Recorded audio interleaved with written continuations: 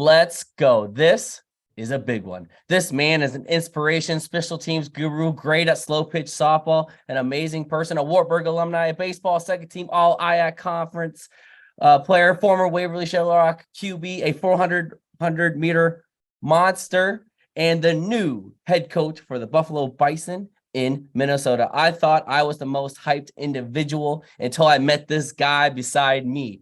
And now I got some competition. Ladies and gentlemen, go call your mama because I'm proud to introduce Coach Lit. Welcome to the podcast. Wow. Welcome. Heck yeah, dude.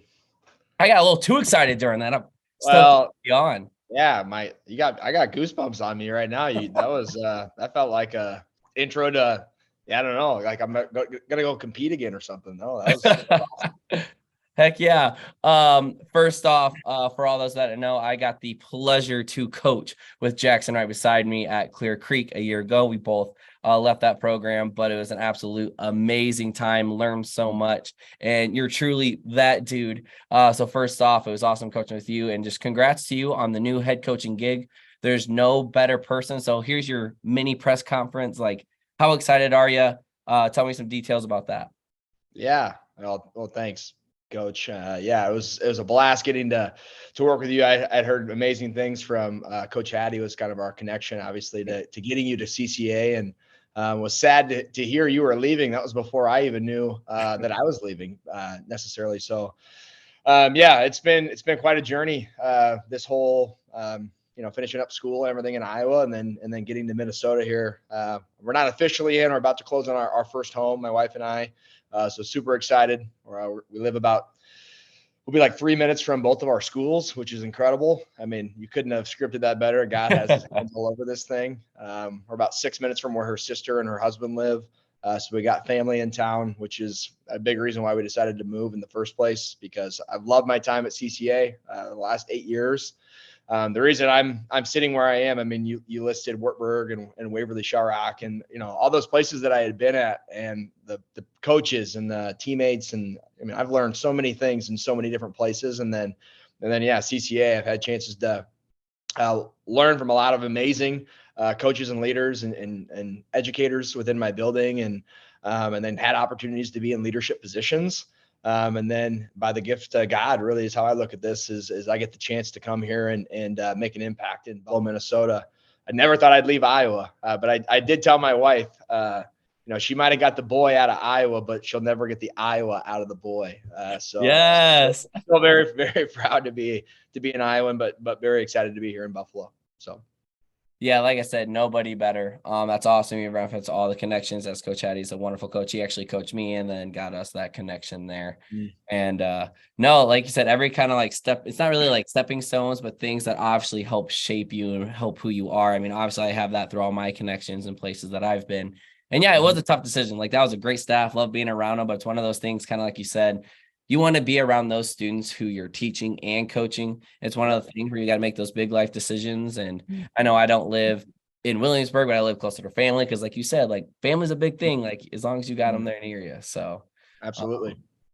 But yeah, let's talk about that head coach. Like I said, super excited to see you. Like, I'm gonna be following you in your season this next year. But kind of what like inspired you? Why did you want to go take that next step to be a head coach?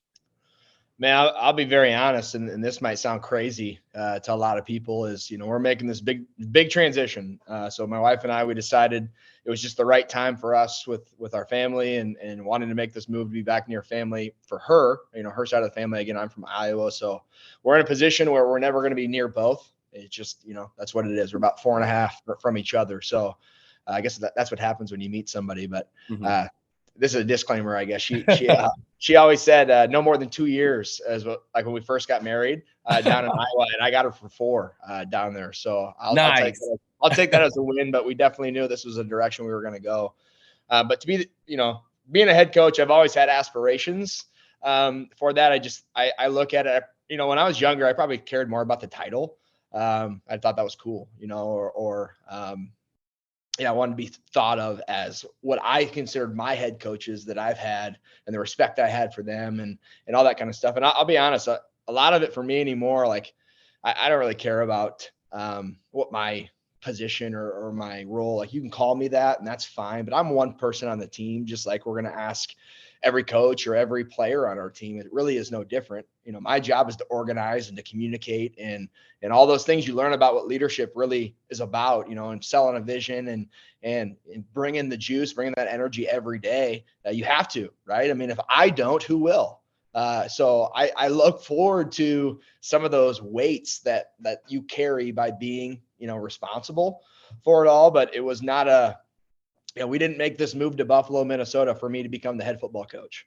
To be honest, my wife actually landed her teaching job first. This story I'm telling you right now could be actually like an hour long. I'll spare everyone the details of that, but she got her teaching job and then I got my teaching job and then football came third out of that whole thing. So you know, I guess standard thinking maybe is yeah, we moved for this coaching position, but again, I mean, it just kind of felt like ordained a little bit that this is what I was supposed to be doing.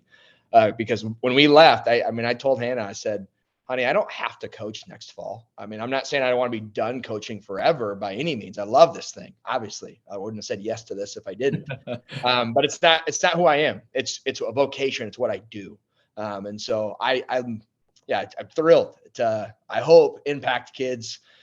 Football, yeah, love, you know, X's and O's. That's great.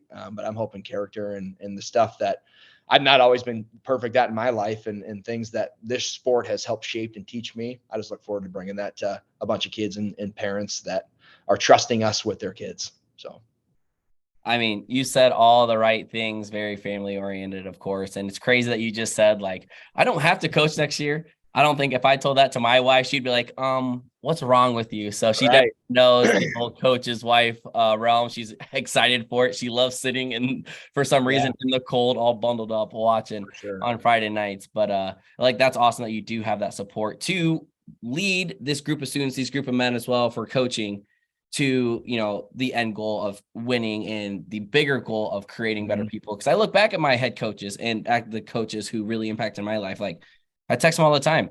Thanks for being a role model. You know, I'll just say thank you. I always see them, give them a big hug, because like I would not be me without them. And, you know, that's what I try to do as a coach. Like, I want to be that person. Like, if you want to go to college, do this. If you don't want to go to college, I can help you out there. Like, just go off and be a great person.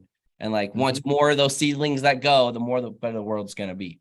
So the big thing, you know, I definitely take is some of the things that you just said. Yeah. I mean, I look at that too as like, this is probably me just getting a little older and hopefully a little bit more wise than I used to be. But I also think too, like, as you learn stuff, hopefully from people and, you know, I've had coaches that certainly made bigger impacts on me than others. You know, we all have, and that's just the truth. Same with teachers and everything. But you try to respect everybody, and even if they weren't your favorite, you better learn something from them. Otherwise, you missed out on some opportunity.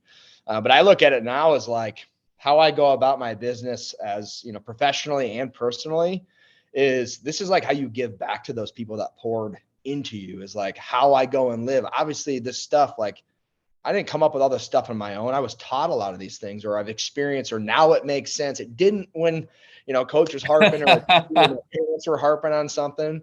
But now it's like, now that I'm in these positions, it's like, this is how you give back to them, you know, because I really think about it as like a student athlete, for example, like high schoolers. They're the most important people in a community, in my opinion, because the old people just want to be proud of them and all the young kids want to be them.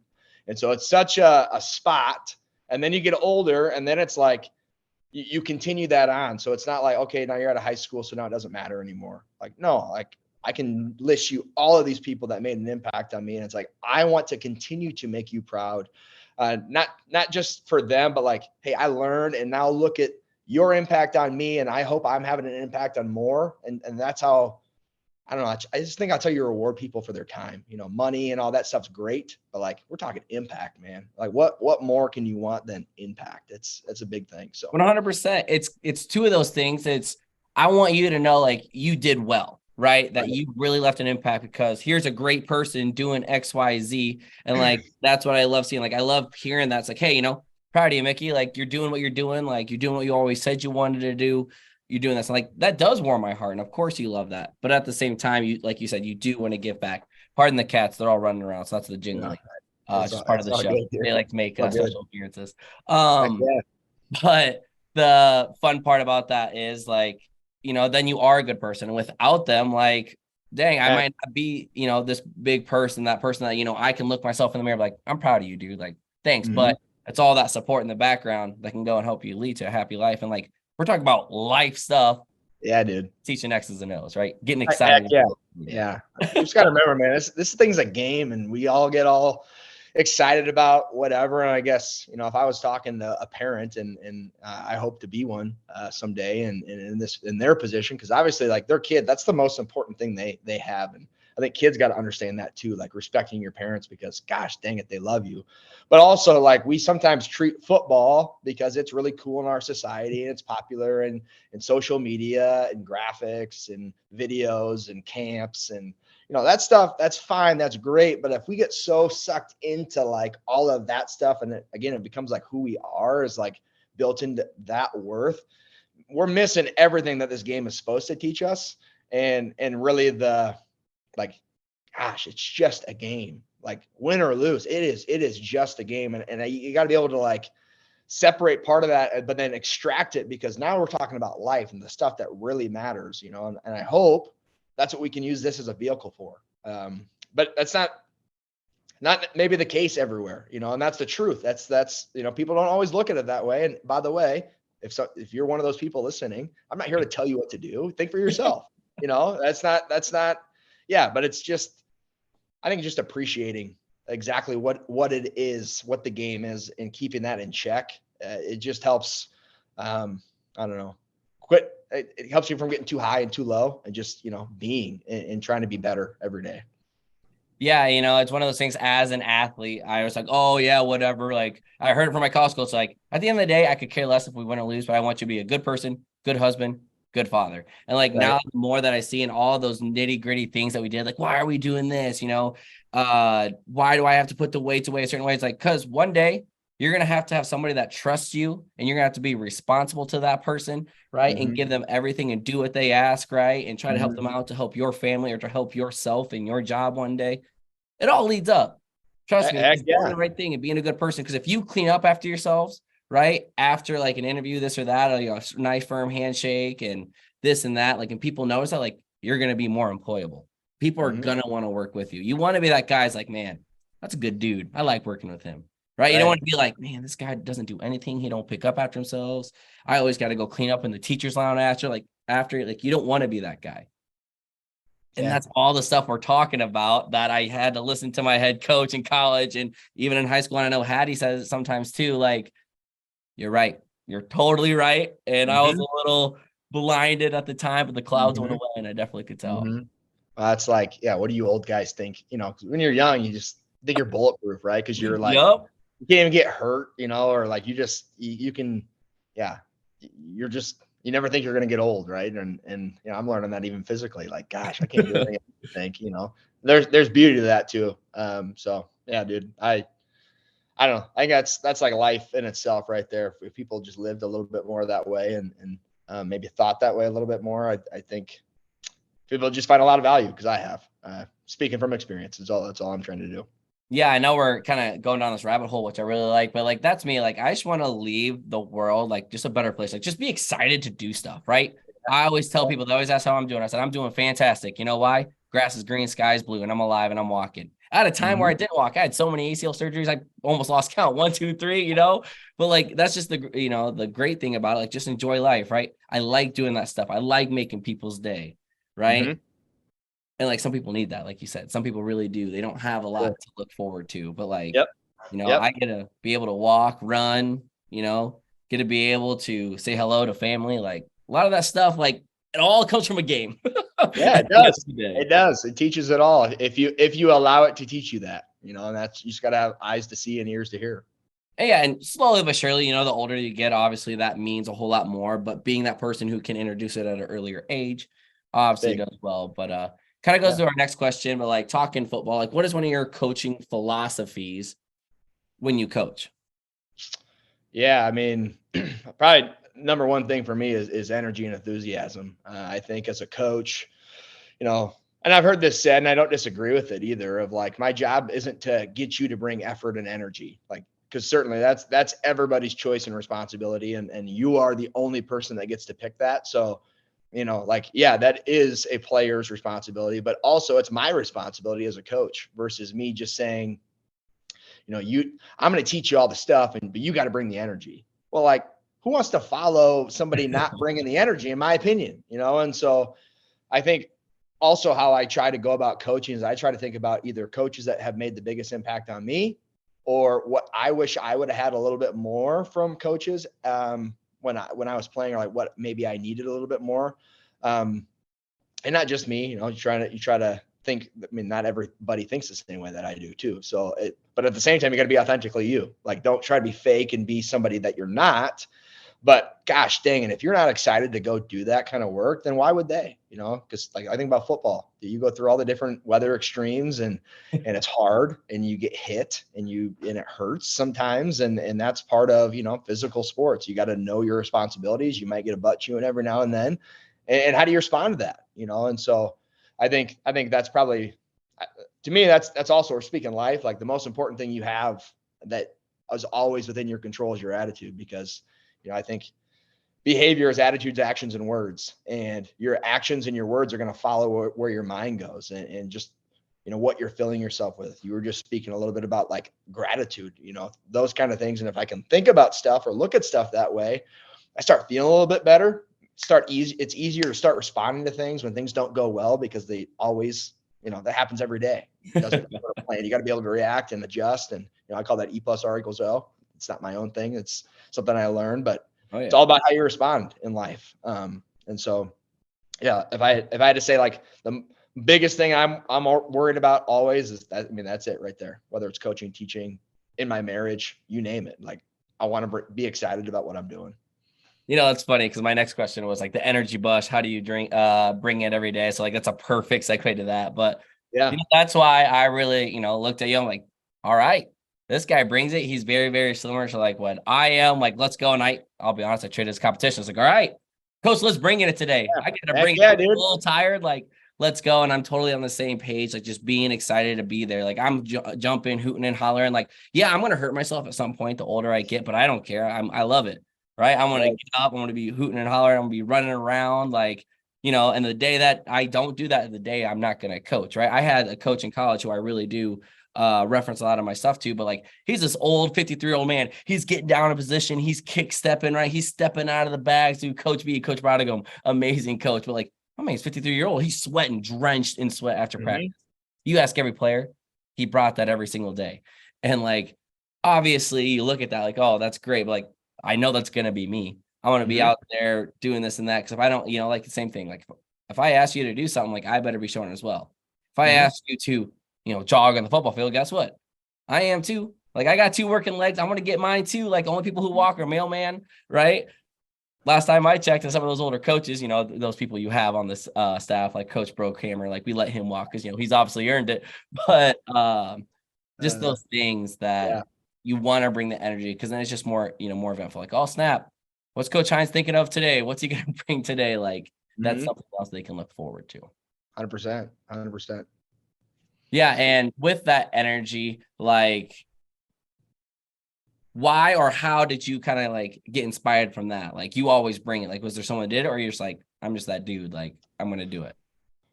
Well, I mean, I don't know how many. I've probably always been wired. I've always been energetic. You can ask my parents. They've always been like a handful. I think my mom even told Mr. Fox, or my old principal at CCA, like when I first got hired, she found him and just said, just so you know, he's a lot.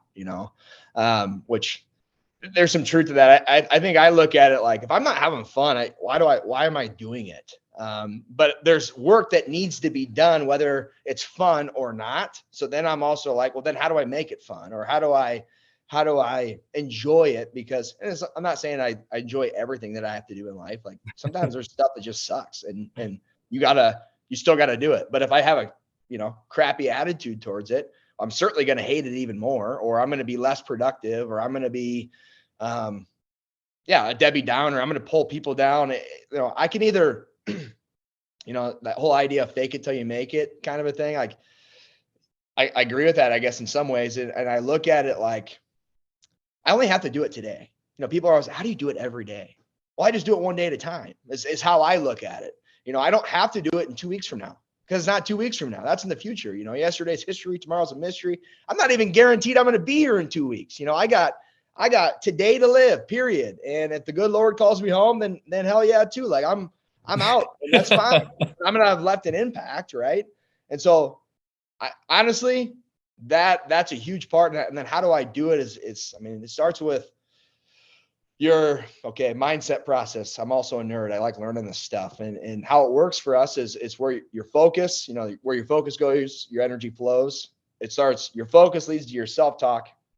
Your self-talk starts leading to your emotions, and creating that energy, and then that leads into your actions, and then that is cyclical. It'll keep going, and so then your actions lead to what you're focused on or whatever. And we have times where, like, I'd call it, you're in the green, and then there are times you're probably in the red or the yellow, where if your focus is off, then it's a really dangerous spot. And I've just learned to quit listening to myself and talk to myself. Why people think I'm weird is because I do it out loud. My wife is always like, you got to put that in your head, because I'll just start yelling, of being excited in the morning, like, woo, it's a great day to have a great day. Or like, I'm cranking the music. That's me though. Like that, not everybody rolls that way. Some people want it calm. And I'm just like, I tell kids this all the time. They're like, how do you do it? Or I try to be real with people too. Like, guys, I woke up today tired. I had a headache. I don't feel good. People always use those as excuses. I got a headache. Me too. So what do we do? Like, I have a headache every day. There's no difference. So it's just about how you think about it, and then, making choices from there. That's my favorite word in the world, is choices. I think it's important to have those kind of things, like whether it's a favorite word or something that inspires you. And that's why I like choices, because I have not always made the best choices in life. I can go back to when I was younger and made a lot of poor choices. And even as an adult, like, gosh, dang it, integrity. It's another word that inspires me, because I have to keep getting better at it. I think that's true for everybody. We try to act like we're perfect on social media, and but truth is, nobody is, and everybody knows that, but we want to point out that, I got you and all that. I'm going off on a tangent there a little bit, but words that it's like, it's a choice. It's a choice. Have a great day today or don't. It's a choice. It really is, because if I have the right mindset, you really can't affect me. Like, you have a terrible day, don't care. I'm going to go home, lay my head down, and be like, I had a great day today. And I'm not perfect at this either. Like, I'm not here to say like, oh, Lit, you got this figured out, you do it every day, like you're perfect. No, I'm not perfect at that stuff. But I don't know. That's the, then you try to surround yourself with people like, dude, same thing. You're there feeding energy into me. I've had a lot of those kind of people, that whether at CCA or just wherever, that, yeah, it's good to be around people that give life and get away from the energy vampires, right? The whole energy bus. And I love that thing from John Gordon. It's so true. But impact and influence is all about is I don't get to control other people, but I can impact and I can influence them. As a teacher, I can really help set the tone in my classroom if kids are gonna, like, are we getting after it today, or are we just gonna putz around? Like, that's my job, impact and influence. I don't get to control though if they choose to listen or if they whatever, but I'm gonna do my best to, hopefully help them along the way. And then I don't know, you see where life goes. So that's kind of a long tangent. I'm not sure, honestly, if I even answered your question. No, you definitely did. But that got me excited. That was good. Gee, money, Chris. It's just funny because I feel like we're like a carbon copy, because obviously you asked my parents, I was always on the go, always doing this. I just can't stop moving. Like, and even my wife gets super upset. Like, sit down. I'm like, I can't. Like, I have to move. My brain has to be active and doing something. And it's just so funny, from a kid. And when I was in school, like, I was always moving around, jumping around, brought a big personality to a lot of places. And the funny thing is, I do the same things. I'll walk into, the gym to get ready for our lifting class. I'm like, great day to have a great day. Of course, all the students, eye roll. It's like, why are you happy all the time? Kind of someone do we say, like, I chose to, right? Yeah. I look at all the great things. Yeah, like, life's too short to dwell on it, right? I don't care about this or that. I understand you could be tired. And I love that excuse. Oh, my body hurts a little bit today. The grumps and pains. I'm like, sweet, so do mine. How many surgeries you have again? Oh, sweet. That's right. So you can roll right with me, right? Find a way, find it inside of you. Let's bring it. And I was the same way. Like, I'm going to come in, I'm going to be excited, right? I'm going to say all this stuff. I'll be talking. I'm going even at home or through the grocery store. I'm like, woot, woot. My wife's like, stop. Why? I'm like, I'm just excited. Sometimes it just comes out. I really can't Right. control it. So like all those things that you said, I just like picture all the things that I do that are like the same thing. And like you said, like if you can get 1 ounce, right? Because we bring a lot of energy to someone who needs it, like that person's gonna go on to be great, right? Like you give them 5%, right? 10% of what we can do internally, like they're gonna know, hey, you really pushed me. You brought, light on this day. Cause like you said, days are crappy, right? And the last thing I want to touch on that you also said that I just remembered is the people you surround yourself with. And that's what a lot of these athletes and high schoolers need to realize too, is like you need to surround yourself with good people who have the same goals in you. Like if you want to go be this big time athlete, right? If you want to do well in school, if you want to be a good person in the workforce, like surround yourself with people who also have those goals. Buddy of mine told me this. You surround yourself with turds, you're going to end up in Turdville. You surround yourself with winners, you're going to end up in Wintersville. And I was like, I know that sounds kind of cliche, but that is so right. And I'll tell my students that. Like, if you surround yourself, like you're going to be that person. It's really how it's going to happen. You're going to take some of the things that they say. You're going to do some of the actions that they do, right? But if it's good actions, if it's going to the gym, if it's going to get extra reps, right? If it's cleaning up after yourselves, right? You're going to follow. I mean, that was a big thing as well. So totally respect, certify that for you. Sweet. So as we continue on with the interview, once again, I just want to say thank you. We're going to move more to a little bit of football, more football talk instead of the teaching and leadership life, which, I definitely love. But today, a great day to block a punt or what? Dude, every day is a great day to block a punt. The worst days are the days that we're not out on the field to work on it. But gosh dang it, it's a ton of fun. Tell me your passion and just the love for special teams, because not many people have it, and I definitely do. You definitely do. So just tell me what backs that up. Well, I got the opportunity to do the thing, right? Be the special teams coordinator, and really hadn't done it ever, to be very honest. But so that actually the year before Hattie got there with Coach Baker, that was a role that I kind of I moved into. And be honest, man, I was pretty green. I was trying to figure a lot of stuff out. And if I looked at myself now versus myself then, like, oh my gosh, there's so many things I would fix and help myself with at the time. But it's I think what I love about special teams, especially coaching it, and this is something that as a head coach, I'm not actually going to be in this role this next year, just with staffing and all that kind of stuff. But personally, I'd love to be the special teams coordinator as the head coach, because you're impacting every kid and every coach. I think sometimes, especially in high school, college is a little bit different, but like it's easy to start going like my guys versus your guys, like O versus D. Like we're one team. And what I love about special teams is it is a unifier, because you need everybody, no matter if I'm more offensive focused or more defensive focused. Like this is something that can make or break a team, or make or break a game, to be honest. And so that's the other thing I loved about it is I'm a competitor. And if we only get so many cracks at it in a game. And so how do you make a difference for your football team to like change the game? And I think about a couple of years ago, we had 4 1-point wins, down by, double digits, I think in 3, or if not all 4 of them, late in the fourth quarter, like down by 2 scores essentially. And all 4 of those games, we blocked a punt, and like in their territory, changes the game, or right before half, and then get an extra point possession, whatever. And we win all those games by 1 point. And if we don't make that block punt, I really don't think, we are where we're at, but not just blocking punts. We're converting fake punts. We're stopping them on 4th downs with their fake punt that they're trying to put in, or we have a good return, or we're shutting them down on the kickoff game. Like it is so big. But people, I don't think, utilize it or care enough about it. Everybody's going to say the right things. Every coach will. Oh yeah, it's a 3. There's three, whatever. And then you look at their practice plans and it doesn't match that, and so for me, I guess, it's like trying to live out exactly what it is we're saying. And if we're trying to get kids to be excited about it, well, gosh dang it, I better get excited about it. So then it's like, I better be studying and learning. And so that I can be as prepared as I can be to help them be as successful as they can be. But if I'm not doing my job on that as a coach, then of course it's not really going to execute, and then it's not going to make a difference. And then what do we do at that time? Because all we have is time. So use it or lose it, make a difference with it or don't.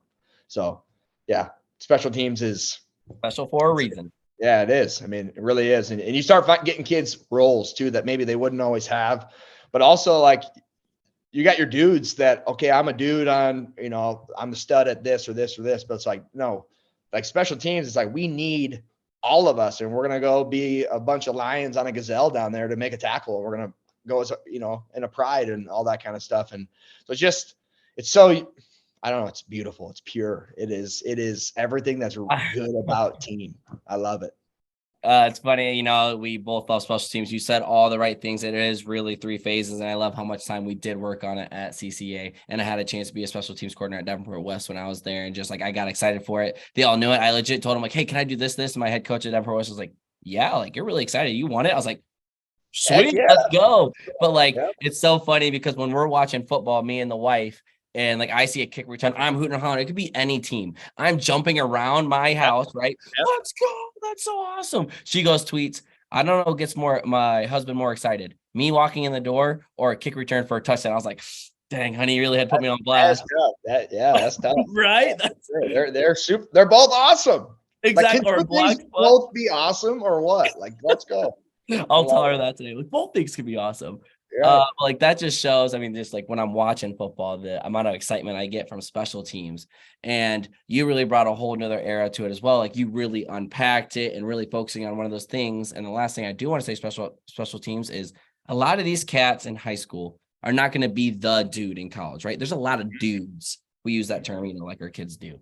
Right. But like you can really make a living on special teams. I have a buddy I played with in high school, Jack Cochran. He was on special teams for the Kansas City Chiefs, went and won a Super Bowl.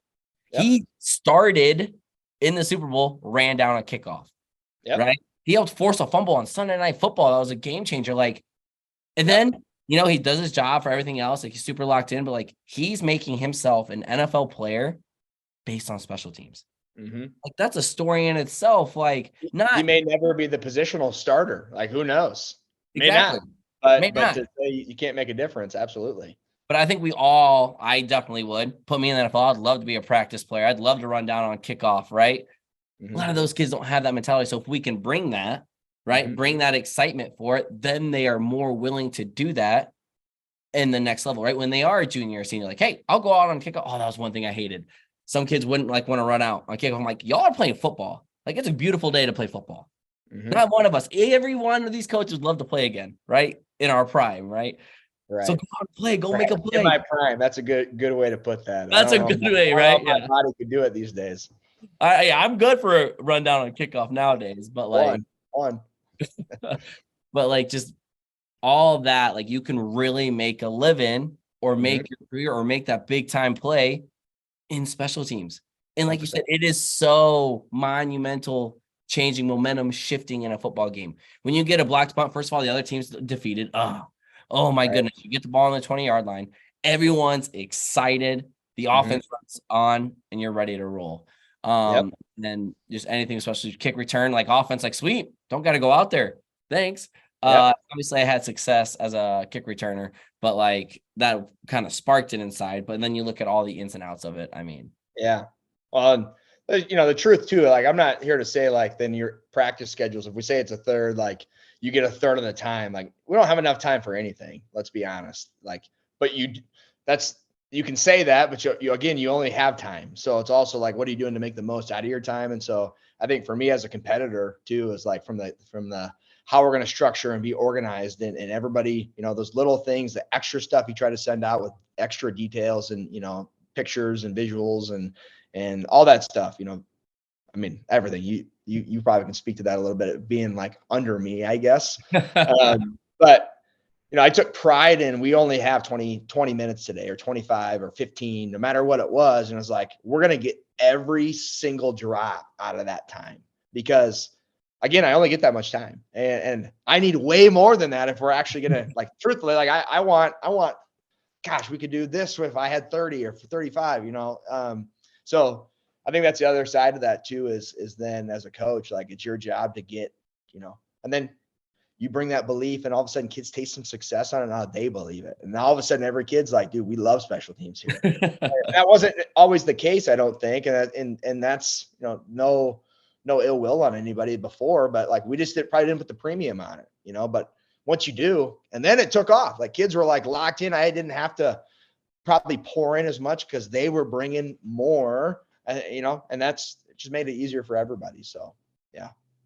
Special teams, dude. I can talk about it all day, no matter what you want to talk about. I'll do it with anybody. Kick return, this, that. No, I absolutely love it. We are going to shift on a little bit more with my next question. Now, more with football, and I'm not asking you to share all your secrets and how the Bison go win on Friday nights, but what does it take to have a successful football team?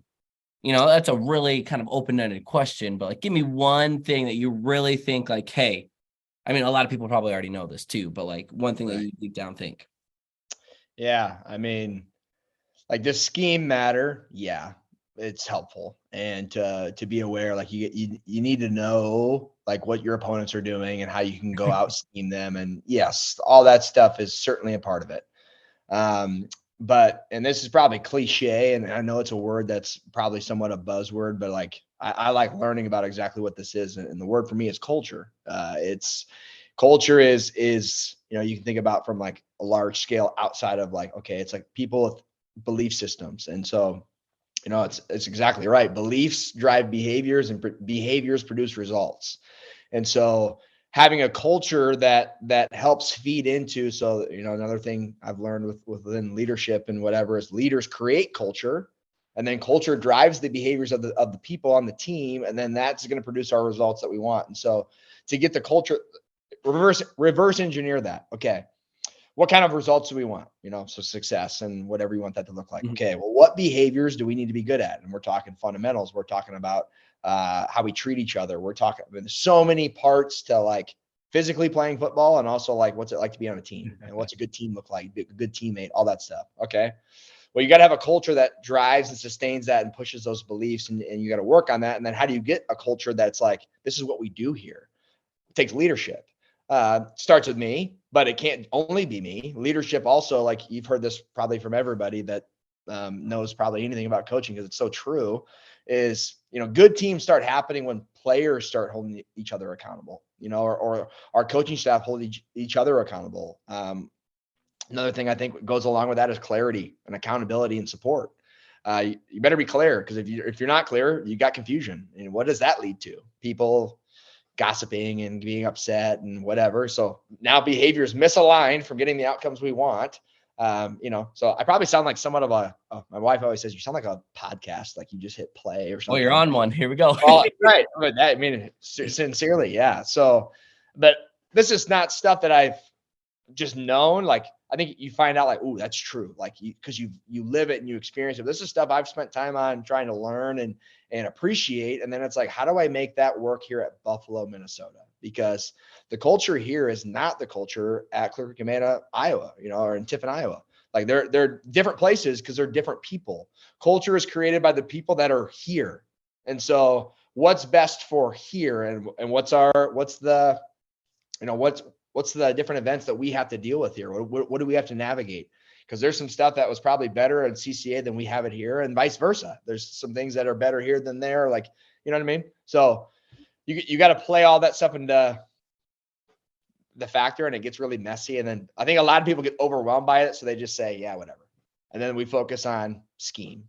People always ask, hey, what offense are you going to run? We'll talk about that. And that's great. But like, that's not winning football, is because the scheme you run. You got to have people that are ready to run through a wall, and it's fourth down, and they're playing for each other. And, but everybody knows like that's what football is. You're like, yes, but you've got to help teach that. You got to be intentional with that. And it's the only way you get anything is with intentionality. And so I think that's what I'm most thrilled about by being in this head coaching spot is the chance to impact that greater thing. So yeah, culture would be my short word answer. And that was my longer answer. Oh yeah, and the thing, everyone can have scheme this, scheme that, and obviously you got to know the players and what they can provide to you. Like, hey, we are Mhm. best in the situation. Every coach can know that, but you also have to take that in the coach part. I love that answer, right? And I reference that to, you hear it all the time. I don't know how much you follow basketball. I'm a big basketball nerd in the NBA. Miami, right? They're the 8th seed, and they Mhm. talk about heat culture. And it's them diving on the floor every single play. No man's bigger than the other, right? They have 7 free agents, undrafted free agents out here making plays, but that's what it is. Like, we're going to put you on the court the best that you possibly can be. We expect you to do this, and we know Mm. that you can. And they believe in each other, and they all like each other, and that can go such a long way, right? And I Like, think that's why they also survived in the bubble, is because they all liked each right, other. They all wanted to right, be dudes and hang out, and they believed in one another. And they said, "All right, you're going to go off. All right, you're having a better game than I am. Here's the ball." Right? right. And that's stuff hard to teach. Eric Spoelstra is a fantastic coach to like listen Yeah. to and to like watch and whatnot. And then Well, you do that for your football team. and it's not like they've always had the most talented roster, No. and then, and you don't have to be, because like, I think what's so important for people, like I heard this said once or saw it on a tweet, and I was like, this is exactly it. Do a better job at connecting what you know with what you do. I think we often know stuff, but then we don't do it. Like, this is true, but then we like get mad about it. Or like, that's hard because I have to like get over myself, or I'm not perfect at this. Like, I got to get better at this skill set to actually connect that. But like, what if, I mean, everybody has, mission statements and core values, and none of them are bad. If Yeah. there was the right one, then everybody would have it. There's 1,000 ways to skin the cat. No offense to your cats that I are know. I here. say it all the time. You're good. No, yeah, but it's the like, what if you actually lived the stuff you have in your paper? Like, and that's what I told my coaches right away at my first meeting with them and with our players. Like, we're okay. Here's our 4 core values. I'll tell you them right now. Character is number one. It's the most important part to any of this, because we're always building our character. That's what it's most important. It's who you are at the end of the day. And then from character is toughness, and then we got relentless, and then we got investment, and so those are 4 pretty words, and we have our definitions, Yep. whatever. But if you only talk about it one time, then you just don't ever bring it up again. Like, what's it matter? So to the heat culture or whatever, like whatever you say you believe in, like talk about it, be about it, do stuff that like makes you practice that, and whatever that is for you. Like, what do you truly believe in? And then get people on that mission. And that's hard work, man. It's freaking hard, because people are crazy. You're crazy. I'm crazy. We're all little nuts, right? We all have our own way of thinking. But how do you get a unified team? I look at our country, and I'm not here to get on anything political, but it's the same thing, right? There's a lot of diverse thoughts, and I'm not saying that's bad. But there's something about being on a team that you have to have some uniformity on, some like shared beliefs, because if you don't have shared beliefs, everybody just hates each other, is mad. And so I'm not going to get into like what's right and what's wrong. I mean, Yeah. that's everybody's got their own opinion about that, but like, that's how good teams operate. And it's, again, connecting what you know with what you do. I'm trying to do a better job at that as I learn more stuff. Like, how do I actually use it? Because you can go take a ton of notes at like a coaching clinic. Mhm. And you don't need to implement all of it, because not everything's applicable to maybe your school, your situation, what it is you're trying to do. But gosh dang it, what's the point of reading a book if you're not like then gonna take it and use it, or you know what I mean? It's kind of So, like reading the instruction manual on how to create a table, and then you go to like, oh, I already know how to do this. Let's do it. And then you mess it all up. Like, okay, why can't I get this table to be built? right. The Or smart. like, do I really have to do that? I'm gonna shortcut it. And I'm not saying like, yeah, like there probably are some things, but like, you can't shortcut culture. Otherwise, like, your culture isn't what you say you are, it's what you actually do, And so if we're shortcutters, then we will fall short. Like, you know what I mean? And actually, the shortest shortcut, or like the true shortcut, is doing it right the first time. It's being disciplined, because you don't have to redo it. If I say I don't have the time to do it right now, well, when are you going to have the time then to do it right later? Because you're going to still have to get it done. And if you barely have time to do it right the first time, when are you going to find more time? You know, I don't know. I love challenging people with that thought. I heard that said to me once. I'm like, gosh, dang it. Like, that excuse is out the book. It doesn't work. It doesn't, And so, yeah, culture, connect what you say with what you do. Like, if you do that, man, watch out. You can you can beat teams that are more talented than you. Because I also am a believer in like culture and strategy, and like let's not kid ourselves either. We know this. You got to have talent. Like if you want to like be a championship level team, you got to have talent there. I mean, that's true. You do. Like you got to. If I want to go win the 4x4, we better have some dudes that can run fast. We can't. It's like, well, we all love each other really well. Like that's doesn't mean we win the state title though. You got to be able to like compete at a high level. 100%. And that, I can actually reference to that track reference really well is, you got to by the way, state champ over there in Williamsburg. Congratulations. Oh yeah. Hey, awesome. It's awesome. No, we just got dudes. It's one of those things where you have the talent and then the discipline has to come as well. And obviously that talent is going to grow. Your athletic ability is going to grow if you are disciplined, if you do the right things. If you say you're going to show up early to workouts and this and that, then be about it, right? Oh, if you start showing up late, well, guess what? Am I going to trust you to make sure you get this handoff in time? Am I going to trust you to run the right route on the outside when I really need you because they're sagging off and I need you to do a hitch and go? You know what I'm saying? Mm-hmm. It's this long line of if you're going to, I love that thing you just said. If you're going to be, or what, say about it, do about it. What'd you say? I mean, essentially, I mean, if you're going to say it, then you got to do it. Like they have to merge. And so that's what, to me, Inky Johnson says this about character. This is why I love it. Character is when what you do, what you say and what you do and how you live your life all start equaling the same. Like they become one. And that's a strong character person is like, man, I can count on exactly. You said this, like I know it. And I know you're going to live that even when I'm not around. Versus, can I be fake about it? Can I try to act one way in front of my teachers and my coaches, and then with my buddies, I'll be totally different. And this is, again, that's why I love choices, because I sucked at this at times in my own life. I'm not here to sit on a pedestal and tell everybody I'm better than you.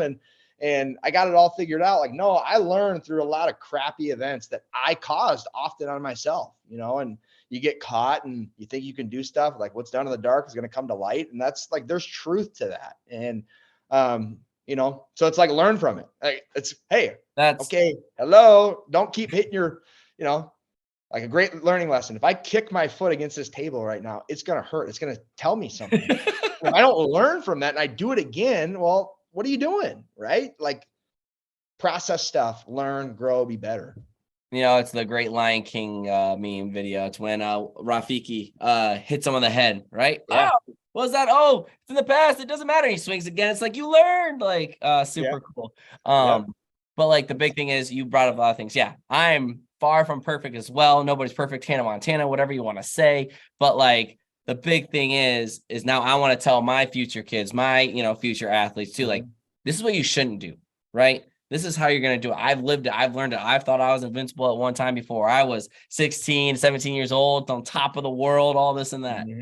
You got to know when to dial it back and to actually really think about your goals and doing this and that. And the difference between writing it down, it's very, very easy right now, to pick up a pencil and write down a goal, what you want to do. Run a marathon. Be all conference. Be this and that. And I talked to my good buddy Tristan Wirfs. He would write down on his locker. He'd put it in front of his locker every day. So then he was always constantly reminded. That piece of paper you just wrote on, you can easily slide that on the table, put it in the book. It never happened, right? It's really hard to like, now you said it, you wrote it down, which is great. I love that. I love SMART goals. I love actually writing it down because that's the next biggest step into like, not just thinking about it, write about it, do about it. Now, how are you going to do it? And like this thing will come down to the culture. It's like everyone wants to try to win the state title. Well, how are we going to get there? There's a whole lot of things. And obviously the last big thing is if your dudes are talented, get the dudes and let them go play ball. But I mean, that's part of it too, man. You got to have that for sure. Yeah. As we transition this interview, once again, thank you for your time. I know we're just vibing. Absolutely love it. But you also have your own side business, LitEdits, which I absolutely love to connect to these students because in today's world, social media is huge. You see it all the time. And when you were getting recruited to go to Wartburg, there was nothing like that. Shoot, when I was getting recruited, there was hardly anything. It was only the D1 programs who had all this nice stuff and whatnot. But at the same time, the stuff that you do gets the kids excited. I'll talk all about that when we talk social media, but bring us to light about some of the things about LitEdits, why you do it, the passion behind that. Yeah. It's actually kind of on the back burner a little bit as I'm, making this transition and I look forward to getting back to it. But yeah, so it was just essentially an idea. I long story short, I was an interim head wrestling coach at CCA back in 17, 18. Our head coach, he got mobbed. He's part of the military, whatever. So I'm taking this thing over and I'm like, how do I communicate out to parents and community? And like, we don't have very many people in the stands, and I want to be a bigger deal, or at least get information out there. Okay, you got social media. So whether you don't like it or you like it, whatever, like you got to use it to connect people.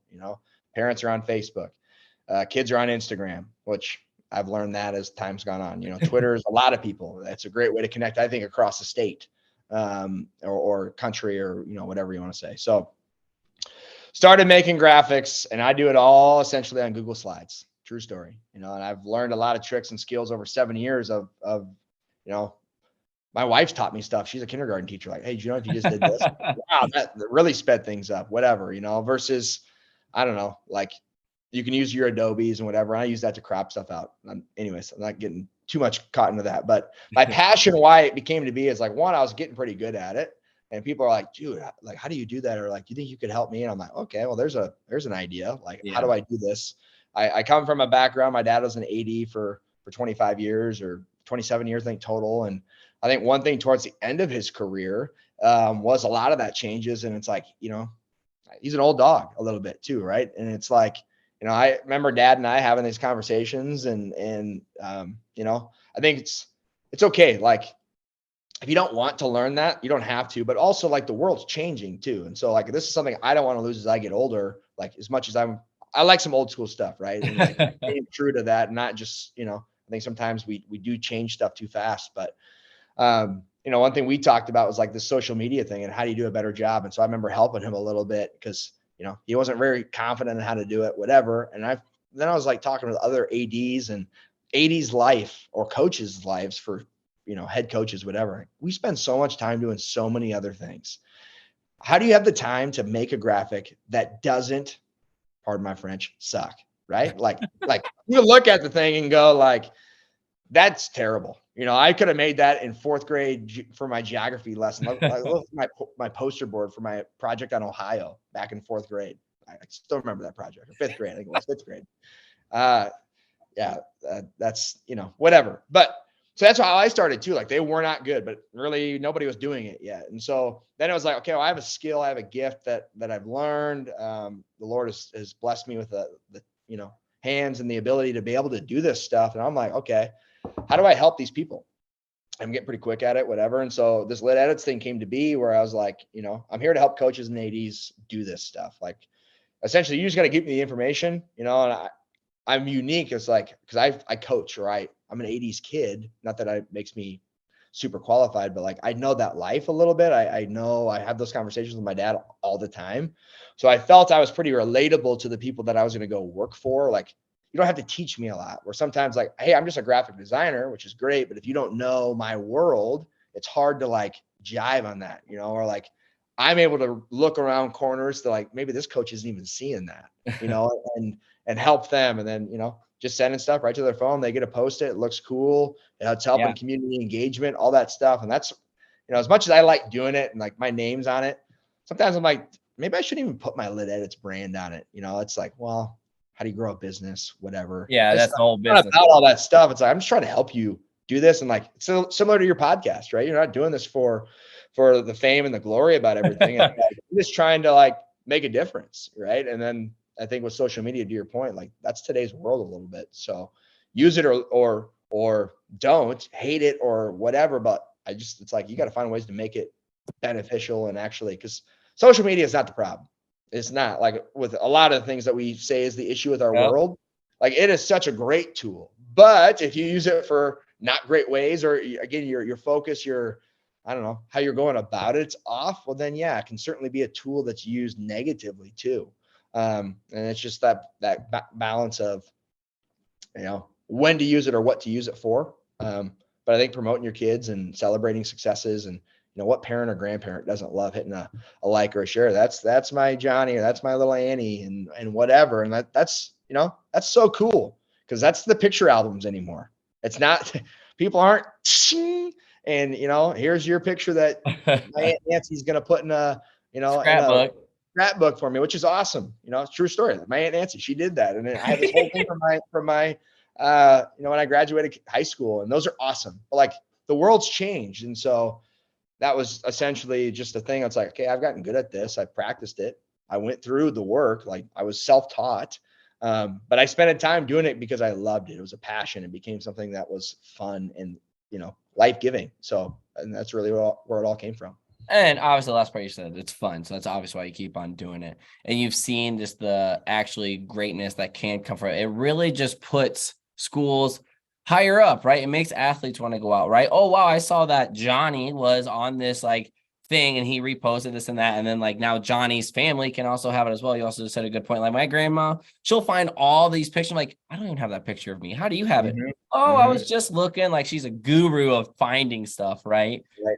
When you make that stuff, it makes it a whole lot more easier in that family. I mean, then they feel proud, right? We talked about that earlier in this interview, like just feeling proud who you are. And like when you're getting blown up on this big, thing because you broke this record or your team won and this Mhm. and that, like you get put on the highlight, the cover photo. A lot of, professional teams obviously do that, their final scores. Like Yep. that's super exciting. And it brings a different aspect to it of like more joy. Comes with it. A lot of people are extrinsic, motivators, intrinsic. We talk about that all the Right. time. But like that intrinsic, like why not? Why not feed that to them?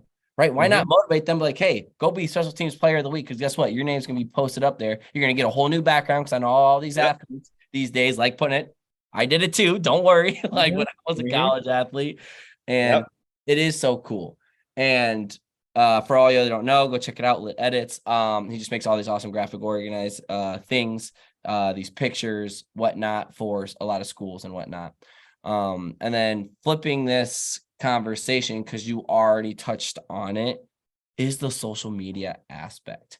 Yep. I do not remember that all these kids were getting camp invites, this and that, but kids love that, right? I went to Cornell College. Yeah, some people thought it was stupid that I committed to there and I had a whole little graphic of my name with the Cornell C, but that made me happy. That was really Right. cool. I felt kind of wanted, right? Now all Mhm. these other D3 schools are catching up, right? I'm so mad. Cornell has all this awesome stuff now for track and all these awesome photos, edits, videos. I'm like, why couldn't I have been a part of that? That would have been so cool, right? And I'm this graduated guy as a coach. Like, I Yeah. still think that's cool. So Close the yearbook, Nick. Close the I, yearbook. Just you're just kidding. right. Just kidding. Okay, Just kidding. I get it. uh, but like these kids are also gonna love that. They're gonna look at like, oh, I see a lot of, you know, public Yep. eye, a lot of social media about this one school. I'm more Yep. inclined to go there. People Yep. discredit how awesome it is to go play sports in D3. Right. Right? Oh, you didn't go D1 or bust. No, you went and played and you made an impact and you got to continue the sport that you absolutely love with also getting an education. Right. Right. And that's what some of the stuff that you get to bring to the social media realm is highlighting, those people and putting them on the bigger stage. Right. Yep. And also making families happy. I mean, it's just a whole big circle. Right. I mean, and I think it's always good. Like, I think there's dangers to it too, or like things you got to be aware of. And there's some negatives that come from spotlight, right? Because what do people love to do? The people that are in the spotlight, they want to tear you down too, right? Oh, You're going yeah. to get nasty comments and, whatevers, or, and but also, hey, welcome to life there a little bit too, right? That's people are going to people. I try to tell myself that a lot, it's like, why do people do that? Oh yeah, because people are going to people, right? None of us are perfect at this stuff. And so it's another way, like, oh, attitude. Oh, my perspective of how I want to look at that. But yeah, I mean, social media, I think from a coaching perspective too, like, does social media win football games? Yes. Oh, you Right. do? Here's why I say yes. No, the post itself Yeah. and the likes and the retweets, and like we had Cade Nissen with Goat. his videos, and he's off doing great things with IA Sports and IA Wrestle and that kind of stuff. And our kids also caught a lot of flack, I think, for that kind of stuff. Some of it was probably rightfully earned when they're kids game chasing, whatever, these TikToks and all that stuff. I don't know that world, but I think what it does though is, to your point, gets kids excited, or I want to be a part of that. To me, that's like, so now we're talking getting numbers out. What wins football games? You got to have numbers. You got to have bodies. You got to have, people in their roles and multiple of them, versus, well, one kid's gone and we don't have anybody to really replace, or somebody that's ready to do that yet. I think from the varsity level, for example, but we're playing against a team that's got three of them, but we're bringing in somebody way undersized, or just not ready to be in that light. Well, like, yeah, no, actually it does make a difference for our football program, or it can, but it's time, it's focus, it is attention. And so whether that's you doing it as the head coach, I think you got to balance yourself of like, how many things you're also doing, or you have an assistant, or you pay for that, or okay, how do we get funds? Like, it's just all about prioritizing what you want to prioritize. You could also say it doesn't matter, because let's also say this to be true. It does not, like, whether how many likes I get on this post. Like, that's the scary part. That's kids look at that stuff and it's like, gosh, dang it. Now you're finding your worth in this video or this picture. Because here's the other truth about LitEdits. Like, I'll just say this about any graphic. Unless you have cool systems set up like at your schools, which ADs do, like they have these touchscreen things in there, whatever. So like if a kid breaks a record, my graphic not only got posted here and they hung it up around school, put up on the video board in the gym, but now it's in that archive forever. So if somebody comes back and like, ooh, cool, like that was me, and they'll come back in 20 years and that's still in their archives, which is cool. The graphic lives on. But I mean, honestly, you see a graphic and it looks sweet. How often do you go back to it if you're not in it? Not that long. Like, that graphic lives for like 8 hours, and then all of a sudden there's no more likes on it because we're on to the next thing, right? And that's this culture that we're in of like inundated with so many things, and we want the next thing, and we can't really enjoy or like stick with it. I think perseverance is lost because we're just on this. So like, those are some of the other costs to that as a whole. I don't know if I'm kind of getting on a tangent there a little bit, but I think it's good to be aware. Like, I'm not going to sit here and blow smoke up somebody's butt and say like you just got to be like, social media, there's nothing bad about it, or like it solves all the problems. Like, no, it doesn't. Like, it's still just a graphic. It's a piece of paper, oh, you were all state. I'm not saying like it's not cool to have a cool certificate, but hey, dude, like, that paper can just burn up and it's gone. And now what? Like, does the piece of paper, was like the most important thing? Or like, what about like going back to the intrinsic stuff, right? What did I build within myself? I had some success, and got some pretty medals and whatnot from my playing days. But like, those are my parents' basement right now, right? I haven't seen them in 20 years. It doesn't matter, because like, what did I learn along those ways? How is that making me a difference now? Should I hang all my golds and silvers and bronzes or whatever colors, fifth place is or whatever, hanging your medals around your neck? Do I go and get cred now? Like, oh, wow. Like, some people might think that stuff's cool, but like, does it actually make me a better coach, or does it make me, like, no, it's about right now. What do I do today? Water your grass now. Like, the grass, I don't know. I'm getting on so many different levels. Like, you got me all excited. We have touched every, yeah, I'm so sorry. This is, if somebody's I love listening, it. No, well, I'm sure. Yeah. You said just so much like good stuff, and like social media can win you football games, and it can. It really depends how you look at it, right? It's how you look at the glass, half full and half empty. But the big thing you also have to consider is, yes, it's that, that short 8 hours lived. But I tell you what, every time a lifting session gets done, what do the students exactly do? They open their phones, they check whatever, right? You are producing that good light. And those graphics are putting a good light on them, right? Oh, I went and saw this dude, check this out, right? That little stuff right there can really, really grow. You brought about it. Numbers, right? Oh, I want to be a part of that. Oh, I want mine. They think about that, and then they go on with their life. They go on with like they're trying to play in a football career or their high school career and trying to get to that one day, right? And then it helps motivate them a little bit. And, you can also look back at it later on. Obviously, those people saved it, and it is really cool. I know, the more and more we've advanced, they do have those touch screens. Yeah, you go in, oh, what's this record? You touch it, it pops up. I know at Cornell right now, they have this whole nice new facility. You can click on someone's name from a Hall of Fame, and it pulls up their big profile, kind of like that. Like one of your, like, would be one of your slides, right? It would pop up. Wow, that's pretty cool. You read about it, go to the next one. And that's ways how to keep these social media things more relevant and go visit it more often. Obviously, not every school is going to do that. They don't have the funds, this and that, which you said you have to prioritize. But at the end of the day, like, you're going to get excited. Those hype videos, when Kay did them, they were electric. They got me excited. I'm coaching on the sideline. But at the end of the day, how can you motivate these athletes to go give their best, to run through that brick wall for you? And at the end of the day, create that culture, right? It's just one extra thing that can really, really help at the end of the day. Right. They all got their Twitters. They all got their Instagrams. They do.